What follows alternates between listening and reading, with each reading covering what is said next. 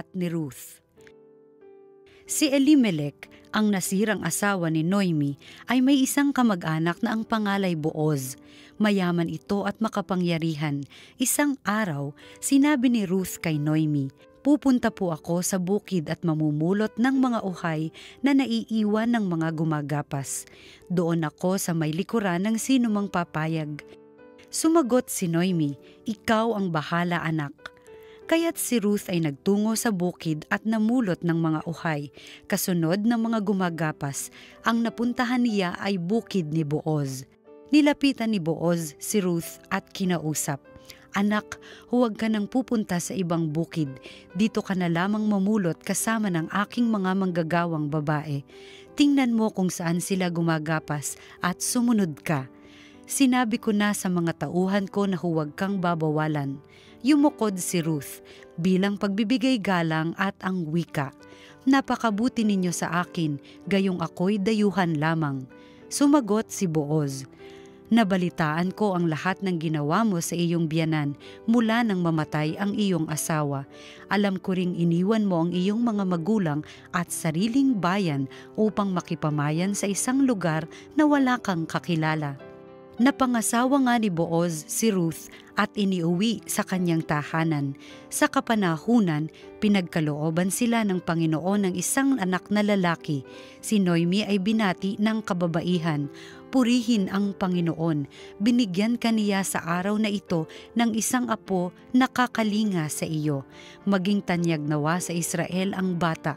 Maghatid nawa siya ng kaaliwan sa puso mo at maging gabay sa iyong katandaan. Ang mapagmahal mong manugang na nagsilang sa bata ay higit kaysa 7 anak na lalaki." Kinuha ni Noemi ang bata, magiliw na kinalong at inalaga ang mabuti.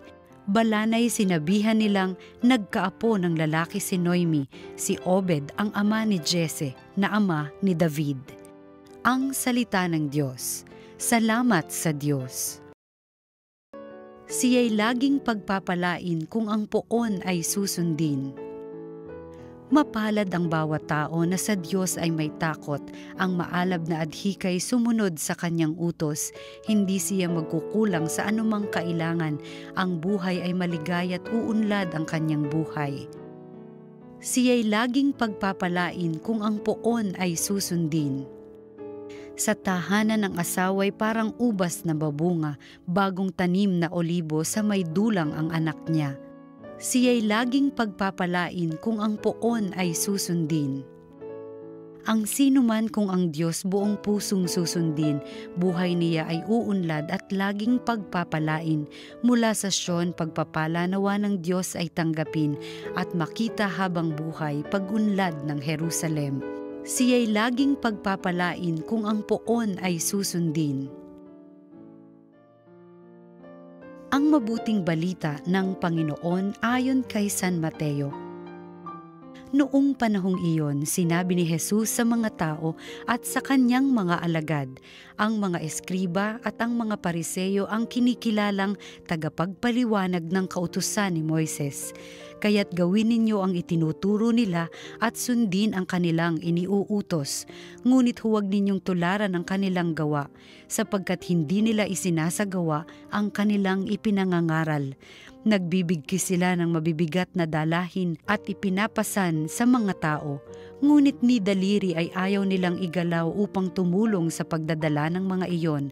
Pawang pakitang tao ang kanilang mga gawa. Nilalaparan nila ang kanilang mga pilakterya at hinahabaan ang palawit sa laylayan ng kanilang mga damit.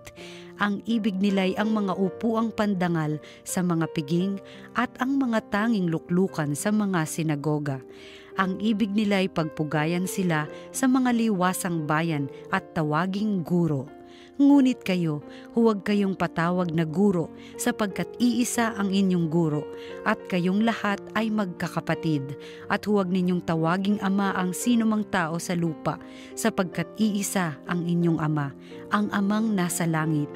Huwag kayong patawag na tagapagturo, sapagkat iisa ang inyong tagapagturo, ang Mesiyas.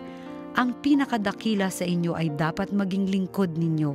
Ang nagpapakataas ay ibababa, at ang nagpapakababa ay itataas. ang mabuting balita ng Panginoon. Pinupuri ka namin, Panginoong Hesukristo.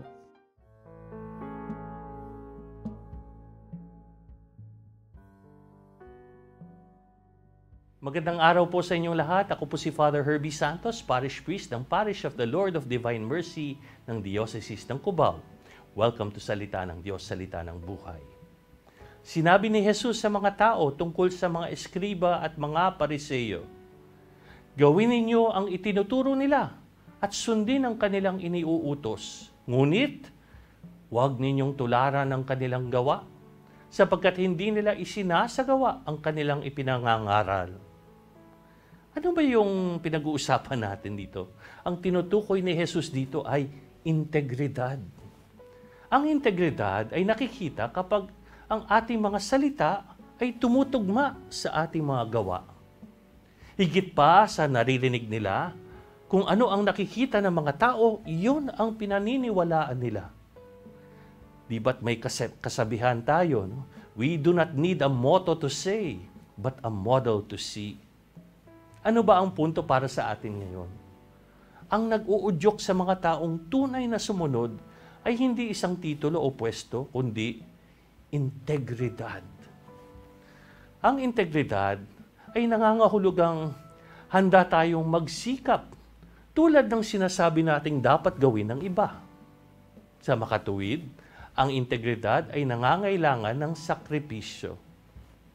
Bakit hindi ginagawa ng mga pariseyo ang kanilang sinasabi? Dahil nag-i-enjoy sila sa karangalang ibinibigay sa kanila. No? Pinapaupo sa mga magagandang pwesto, binabati ng lahat, ngunit kinasusuklaman nila ang mahirap na trabaho na kasama nito.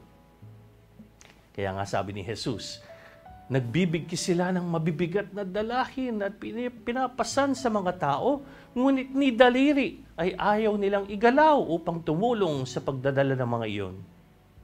They love the honor given to them, but they hate the hard work that goes with it. Naalala ko isang beses, nakita ko yung aking kaibigan. At nagulat ako kasi galit na galit siya. So tinanong ko siya, bakit ka nagagalit? Sabi niya, kasi yung tatay ko, laging nagrereklamo na wala kaming sapat na pera. Kapag humihingi kami ng mga kapatid ko sa kanya ng pera para sa school, lagi niyang sinasabi na wala kaming pera at kailangan naming maghigpit ng sinturon. Tapos, bigla-bigla na lang siyang kumakain sa labas, sa mamahaling restaurant. At bigla-bigla na lang bibilhan niya ng mama ko ng mamahaling bag. At paano namin paniniwalaan ang sinasabi niya? Sa pagkakataong ito, ang ama ang dapat maunang maghigpit ng kanyang sinturon. Hindi ko makakalimutan yung nasaksihan ko kung paano tinuruan ng isang nanay ang kanyang anak na magkawang gawa. Inakay ng nanay ang anak papuntang donation box sa loob ng simbahan. At naunang naglagay ang nanay ng 100 peso bill sa donation box. Pagkatapos ay sinabi niya sa kanyang anak, "Ngayon anak, ikaw naman ang magbigay." At binuksan ng anak ang kanyang piggy bank at inilagay ang laman sa donation box. Sabi ko sa sarili ko, napakaganda, no? Nauna yung nanay magbigay ng mabuting halimbawa sa pamamagitan ng kanyang gawa. Kaya yung integridad ay nangangailangan ng sakripisyo. Kasi hindi natin maiuutos sa iba kung ando ang hindi rin natin handang isakripisyo. Kung gusto natin sumunod ang mga tao sa atin, dapat mauna tayo. Mga minamahal na kapatid, kung sa ating pagninilay ay inaamin natin na ang ating pangangaral ay hindi tumutugpa sa ating ginagawa, huwag tayong panghinaan ng loob. Hindi tayo dapat huminto sa pangangaral. Dapat tayong magpatuloy sa pangangaral at magsikap na baguhin at ituwid ang ating mga gawa. Hanggang sa isang araw ay matutuklasan na lang natin na sinasabuhay na pala natin ang ating pangangaral. Kaya magandang tanungin natin sa ating sarili, makikita ba ang integridad sa aking pamumuhay?